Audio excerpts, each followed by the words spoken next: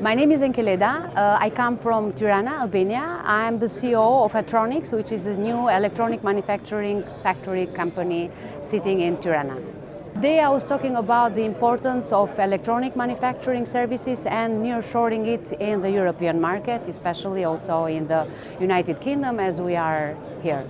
I believe this is an important topic because most of the focus today in this disruption of the supply chain is mostly on the semiconductor industry, but electronic manufacturing services is one important layer in all this supply chain, and losing the focus on this, it's something that I don't want to, I want to change it, or I want to work on it. So I think it's important for the decision makers and other companies in United Kingdom to understand that it is important to do some nearshoring of electronic manufacturing services here in Europe.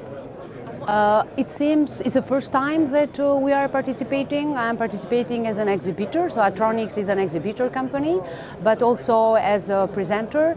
I find it very, very interesting with very great participation and also participation also on the company and exhibitor side, but also on the visitors. I think it's a very well organized and very interesting event.